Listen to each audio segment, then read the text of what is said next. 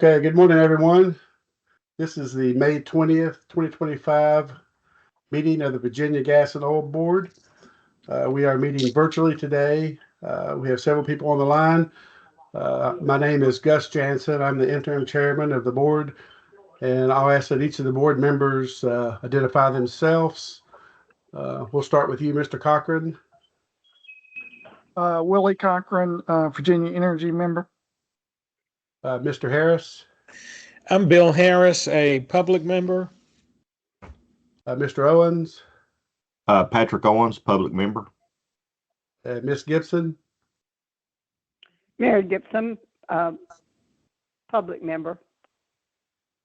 And I believe that is the current board at this time, all 5 members. So we do have a quorum online. We'll begin. The first item on the agenda today is public comments. Do we have anyone online who wishes to speak under the public comment section?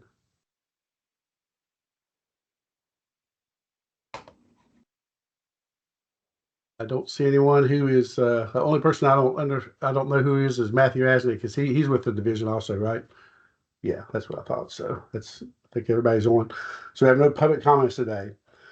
We'll move on to item number 2. First off, I would like to acknowledge the passing of Mr. Bruce Prather. He was a longtime member of this board who passed away last month. He was the representative for the oil and gas industry, and he did a tremendous job for probably over 30 years. I'm not sure what his term limit, how long he was on the board, Sarah, if anybody even knows. He's been on so long. What did we look at? What did we decide? I'll have to relook. It was 28. Was that right? Bill? 26 or 28? Yeah. I'll look.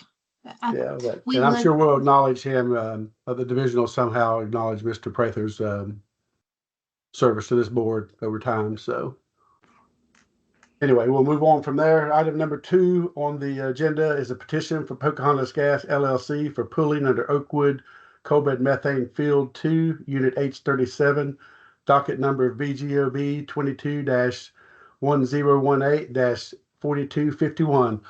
All parties wishing to speak to this item, please come forward. Mark Swartz and Kelly Berry. Good morning. Ms. Gilmer, if you'll swear in the witness. Kelly, do you swear and affirm that your testimony is the truth, the whole truth, and nothing but the truth? I do. You may proceed. Thank you. Kelly, would you state your name for us, please? Kelly Berry, Who do you work for? Pocahontas Gas LLC. And what do you do for them?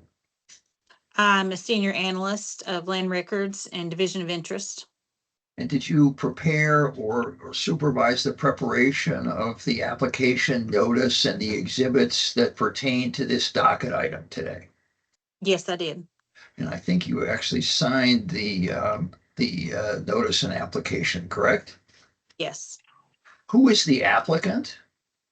Pocahontas Gas LLC. And is the point of this application to pool unit H37 as an Oakwood 2 unit for the production of unsealed gob gas? Yes. Okay. Is Pocahontas Gas an operator in Virginia? Yes. Is it authorized to do business in the Commonwealth? Yes.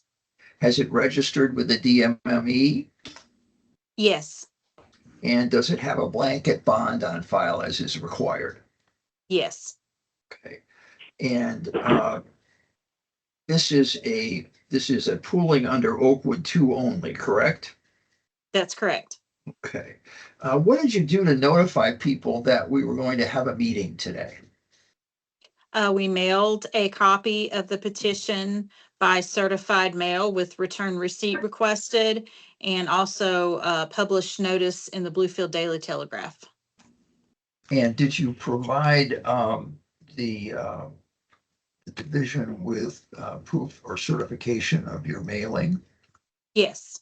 And did you provide the newspaper certification with regard to publication? Yes. Those should be in the record, correct? Yes, they are. Okay. And the respondent is, there's just one respondent in paragraph 7 of the application. You see that? Yes. Obviously, you don't want to dismiss them, correct? No. Do you want to add anybody as a respondent today? No, we don't. Okay. Have you provided an estimate of allowable costs? Yes. We'll get to that later. Okay. Let's go to PDF page number 5. And that is a plat of unit H37, correct? Yes, it is. And that shows the wells that were listed in your application, the H37, FC, and so forth, and their locations, correct? Yes. Are those basically D-gas wells or GOB wells? Yes, they are. Okay. There's a AE 196 well shown at the top of the drilling window. Has that been plugged? Yes, it has. Since this petition was filed, that well has completed plugging and abandonment. Okay. And so to the extent that there was production under an order, a prior order, or a voluntary pooling before that unit ceased to exist when the well was plugged and abandoned, correct? Yes. Okay. We go then to the next page is obviously the tract IDs. And then you have a exhibit B where you list all of the owners and claimants, correct? Yes. And under the title of the first page, PDF page 8, you've got CNX AEI JOA area. Could you just tell us briefly what that means? This unit is a part of an existing joint operating agreement between Appalachian Energy, Inc. and now Pocahontas Gas, LLC. Okay. And has AEI's interest in that JOA area, to your understanding, has that passed along as well? Yes. To whom at the present time, as best you know? Well, we have rights under the leases that they have previously obtained for owners within this unit under the terms of our joint operating agreement. Okay. And this exhibit B goes on for quite a while. If we get to PDF page, and if we go to PDF page 17, that's your exhibit B3, where you list the people that you're seeking to force pool, correct? Yes. And that's the one person you identified or one trust that you've identified in your notice and your application, correct? Yes, it is. And what I'm interested in here is, could you tell the board how many acres you have either acquired by ownership or lease or JOA, and how many acres in this unit you have not acquired? We have 99.9892% of the unit under lease, and that leaves 0.0108% of the unit, which is unleased Okay. for this and one that's owner. right. And the acreage that's unleased is 0.0087 acres, correct? Yes, that's correct. Okay. The next item, PDF page 18, what's that? That is a cost estimate that represents the current cost of drilling gob wells in the East Panel area. Okay. And the next page, PDF page 19, what do we have there? This is our Exhibit M, which represents the allocated costs when you take into consideration all of the panels or all of the units that these two panels, the 15 East and 16 East panels intersect or will intersect with mining. And so And- those costs are allocated across the units that are part of the panels. And the allocation as required by the field rules is that you essentially use acreage ratios or percentages, and that would be the source of your allocation percentages in the third column from the left, correct? That's correct. And the cost here is a combination, or is not a combination of seals, because there are no seals, it's just the well costs, correct? That's correct. And in this Exhibit M, you have a specific entry for a number of units, but with regard to H37, what is the allocable cost for 15 East? For 15 East panel, that is $2,427,722.71. And the same question for 16, what's the allocation for 16 East pertaining to unit H37? That is $2,348,649.30. And then you've given us a grand total, which combines the allocable costs for both panels, correct? That's correct. Okay. And moving on, we have at PDF page 20, we have a plat where you have overlaid the development for 15 East, the mine plan development for 15 East and 16 East over the H37 plat, correct? That's correct. So we can see where the longwall panels are and where the entries are. That's correct. Okay, and then the next PDF page 21 gives us more detail of of past mining and then projected mining as mining continues, correct? That's correct. And the projections of the entries, for example, are in red, and the current mining are in black. Yes. And then the last thing I'm going to turn to is at PDF page 23. This is as required, you've provided a proposed order in the event the board grants the pooling application. That's correct.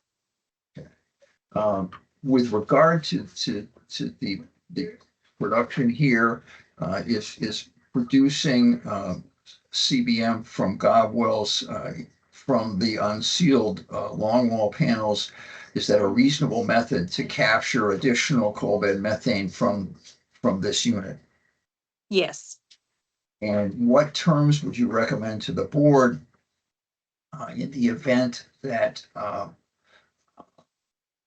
the respondent is in the event the board approves this application and the respondent is deemed to have been leased? That would be a 1/8 royalty. And with regard to the term of that would be, or the term of that lease would be what?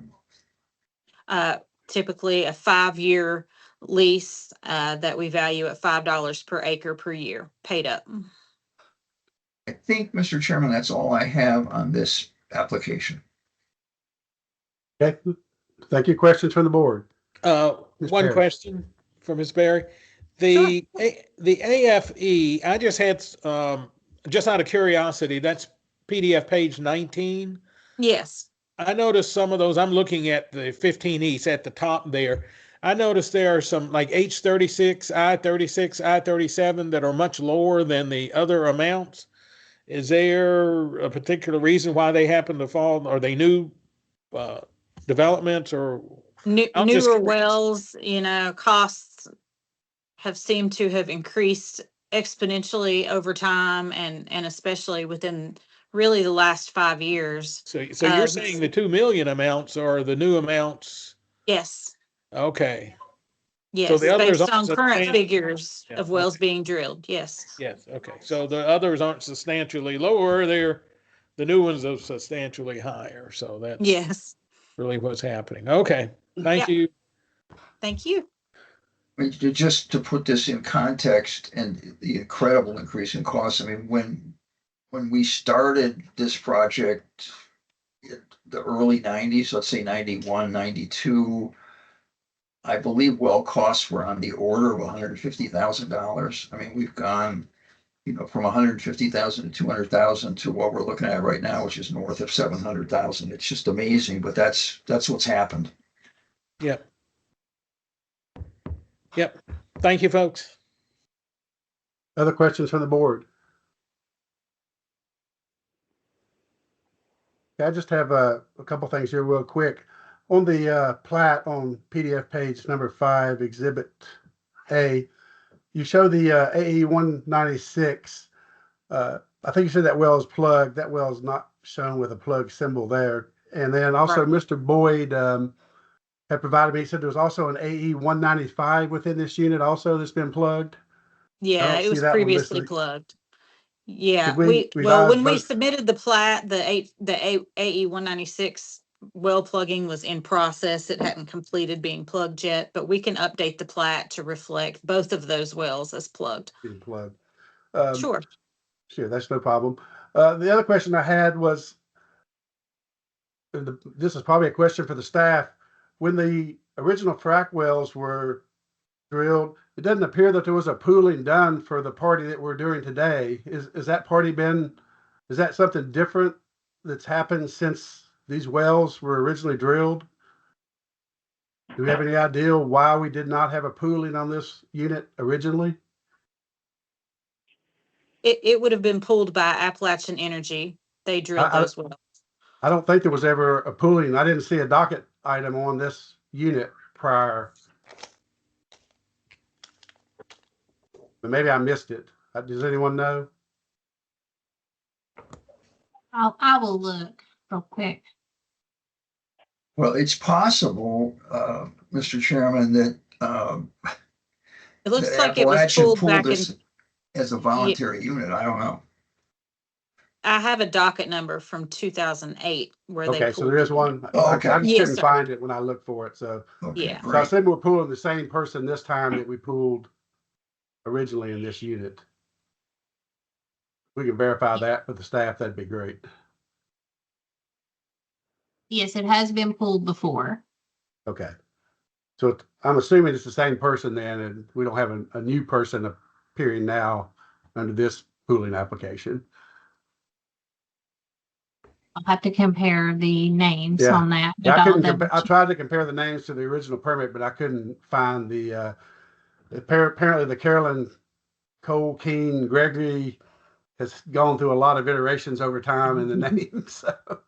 It has. And, It's and the true. one person, the 1/30th interest that we're pooling today wasn't identified in the original permit application. That's why I was a little bit confused as to whether it had ever been done or not.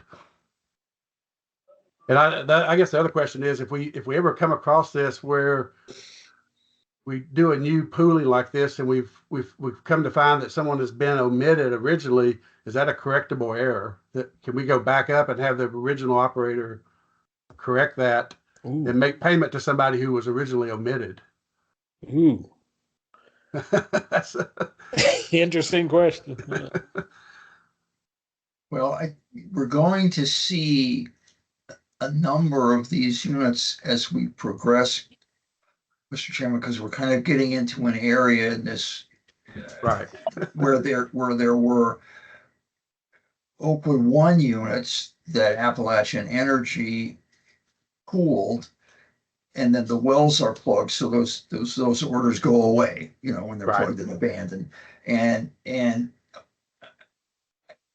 I need to say this, even though I hate to say it. Sometimes when we look at our title in a unit and we look at another operator's title in a unit, they are not in total agreement.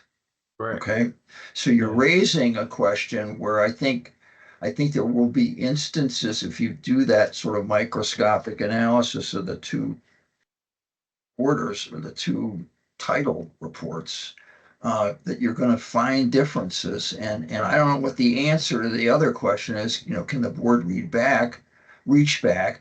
I mean, there are some pretty significant retention requirements for records in the board's rules. So I think there would be an opportunity for that, but I'm not sure. I mean, I don't. Yeah, I wasn't sure either. That's why I wanted to raise the question, just to Right. see if we do have this going forward, that we I know things change over time, and this original well's, close to 20 years ago when it was done. So things change, and I understand that. But if a party got, we'll say, just omitted by an accident, and they never came forward to make their case, but we have identified them now, could we back up and have that operator make that person whole at the end of time? Because they were due some payment there. Yeah, I mean, I don't have an answer to can you back up off the top of my head, but I think, the retention of records may have been intended to allow that. I don't know the answer to that right now. I have to reflect on that. Yeah, I don't either. I think that's just something we need to think about going forward as we see this. And as we do more of these applications where we're doing a new pooling on something that was already been done, we need to maybe make ourselves aware and maybe point those things out if there are differences going forward so that we'll recognize those. It's another reason why we like to be so thorough with how we reflect where we arrived at our ownership on our exhibit Bs. Exactly. So, okay, that's all I had. I just thought that was an interesting issue that may arise here going forward. No, I think we're going to see that. And it wouldn't surprise me if we saw it here, if we made the comparison. I just don't know. Yeah, I had a hard time trying to compare the ownerships that are being reported now as to what was on because they were just done differently back 20 years ago too. Well, the way that AEI and some of the other companies present their title information in their applications is considerably different than the way we do it. Right. And it's a lot harder to follow, I think. Yeah, I agree. So I understand when you're trying to compare apples to apples and there's oranges. Right. Yeah. Yeah. Okay. In theory, if the parties are all the same, they should be the same. It looked like the track identifications looked the same, and the acreages were maybe a little bit different calculated, but they were just very insignificant, I think. So there was a little bit of difference there, but anyway. And that's accounted for to some extent if the difference is small, just by technology in terms of measuring the acreage. Exactly. Okay. Any other questions from the board? The board operates on a motion. Do we have a motion for approval? I'll make a motion for approval. Do we have a second? I'll second. Thank you, Mr. Owens. Ms. Gilmer, you want to poll the board? Yes, sir. Mr. Harris, Yes. Mr. Jansen, Yes. Mr. Cochran, Yes. Mrs. Gibson, Yes. Mr. Owens. Yes. Thank you, everyone. You have approval for that item.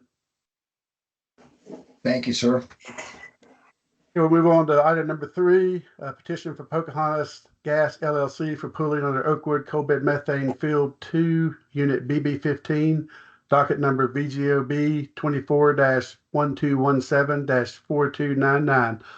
All parties who wish to address this application, please come forward. Mark Schwartz and Kelly Berry. Seeing no others, you may proceed. Thank you. Kelly, you need to state your name for us again. Kelly Berry.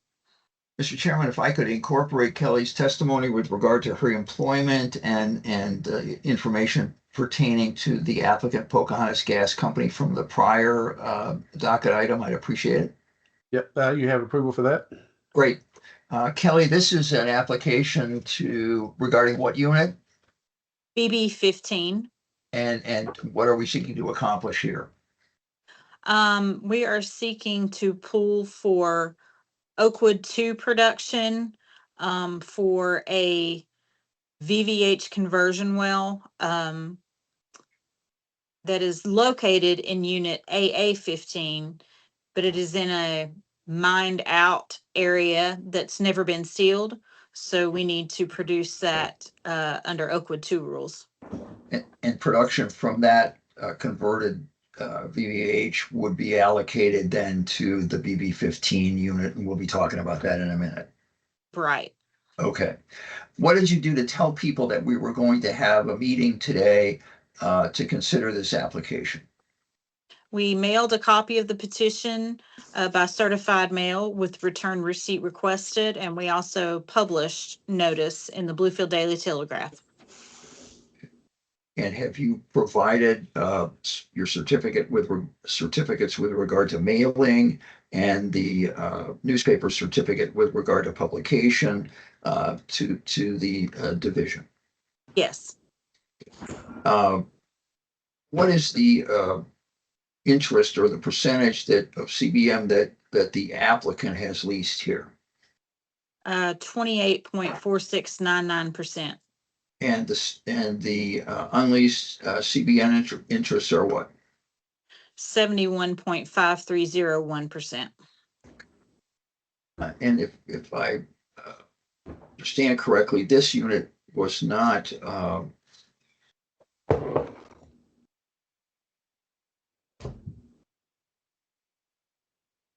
has not previously been pooled by anyone. No, it has not. Okay. There are, if depending on what map you're looking at, people might see some holes in this unit. What are those? Those are old Island Creek VVH holes, which we now own, but they are not producing. Okay. With regard to the notice and so forth, in contrast to the prior unit, we have a long list of people that we're seeking to pool. They're listed for, in several places, but in the application at paragraph 7, you've got the list of folks that we're seeking to force pool. Yes. Do you want to dismiss any of those people as of today? No. Do you want to add any folks to this list? No. Okay. If we go to PDF page 6, we have a plat, correct? Yes. And that plat pretty quickly explains why we have so many people, correct? Well, most of the people are owners in a cemetery that has Okay. many individuals. But yes, there are many tracks. Okay, and it's partly because there are houses along a road. Yes. Okay, and what tract is the cemetery in? You can tell us. Let's see. That would be track 7.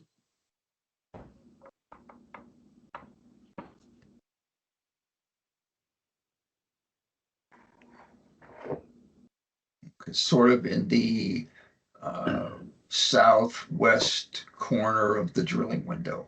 Yes. Okay. And you provided tract identifications following your plat. Yes. Belong to PDF page 11, which is your exhibit B, which is a list of everybody who has an interest in the unit, including people that are leased, that you had agreements with, and people that you don't have agreements with, correct? Yes. Okay. And then if we go down quite a ways, looking for B3 here.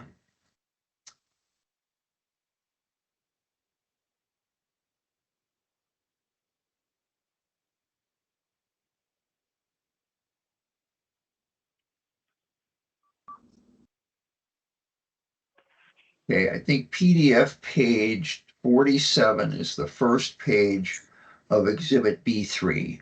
And this is the Yes. list of unleased folks and claimants in the unit, and another listing of the people that you're seeking to force pool today. Yes. And you present on this exhibit B3 two percentages. The first one is the percent of the unit, which I take it is their acreage in the 80-acre unit. That's correct.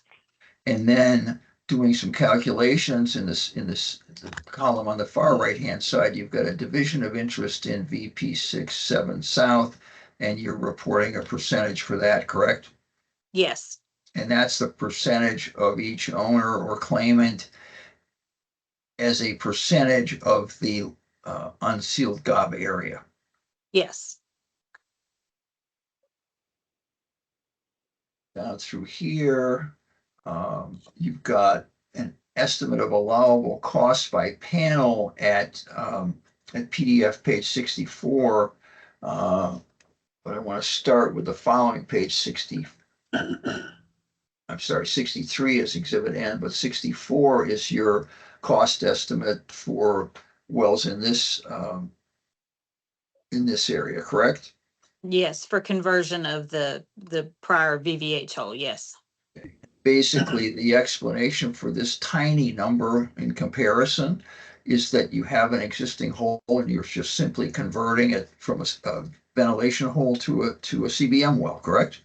Yes, And is the permitting done for that or is it in progress? it's completed. Okay. And then the next exhibit, well, let me go back. No, let's go back to page 63. And there we've got the allocation of costs between the two units in this area. Yes, And for BB 15, what's the grand total? $47,281.32. We go to PDF page 65. What is that? That is a map that represents the mining that took place in this area and the location of the unit in regards to the existing mine works. And the darker hash line is the outline of the 80-acre unit. Yes, Then the last thing is the documents at PDF page 67, you've again provided a proposed order.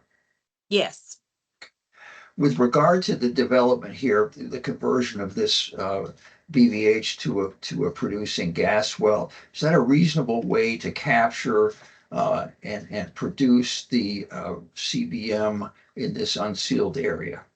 yes. And what would you propose to the board to use as lease terms in the event people are deemed to have been leased in this unit?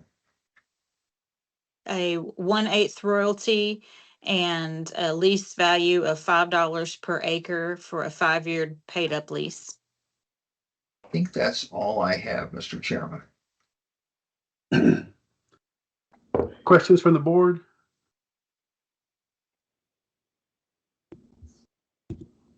One quick question. I think you said you were going to give us some background on the AA 15, where the VVH is located and why we're doing the BB 15. The VVH is actually located in unit AA 15, which we pulled last year for the unleased owners in that unit. I mean, essentially, it needs to be produced as panel allocated production because of the location within a mined out, unsealed gob area. Okay. But the actual conversion well is AA 15-262 is how that was permitted. Okay. And we've already pooled the AA 15 unit. Yes, we did that Correct. last year. Yes, sir. Okay. And there's no plans to convert the BVH and the BB 15, the 260B or the BB 15A. There'll be no further production from those. It's possible that's undetermined. But if that happens, we would have already pooled this. We wouldn't need to come back to That's- do anything for those. Is that That's correct? correct. Yes. That's all the questions I had. Any other questions from the board?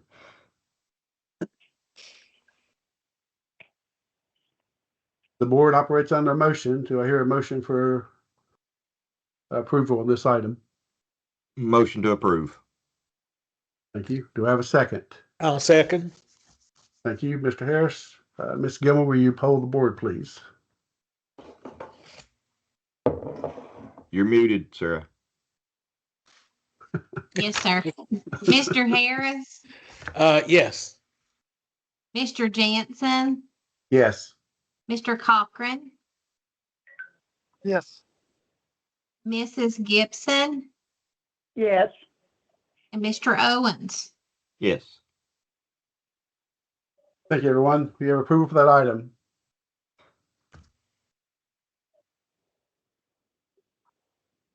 Okay, that's the two main items there. The next item on our agenda today is the board will receive an update of the board and division activities from the staff. Yep, good morning. Not a whole lot to update. We do have currently 4 items for the agenda for June already. So plan will be, we'll need to have a meeting in June to take care of the 4 items at this time. And I guess that makes us go back, we'll be going back to a live meeting in June since we exhausted our virtual. The other thing, I'll just update you, we have 2 nominations in progress to fill the vacancies on our board, waiting on responses from secretary, governor on appointments. So those are out. Have one to take Donnie Ratch's place as the coal representative, and one to take Mr. Prather's place for gas and oil representative. So other than that, it's a little bit slow. It's been a turnover in the secretary's office. Have a new secretary. The previous secretary's gone. This deputy secretary's gone. So it's a little bit chaotic with them getting things done. Everybody's trying to put things back together with all the departures. So it's a little slow getting approvals and other things to move forward. But as soon as we get one out, we'll be glad to let everybody know. Sounds good. Any other questions from the board to the staff? Yes, the other thing, I think we'll try to do something to get to Mr. Prather's daughter recognition from the board too, to make sure he's recognized for his service. We'll get Sarah to take care of it, and we'll try to get something to her. Okay, appreciate that. The final item on our agenda today is the board will review the April 2025 minutes for approval. I believe Ms. Gilmer had emailed everyone on the board a copy of those today. Everybody's had a chance to look at those, or we need to take a minute. Motion to approve. Second.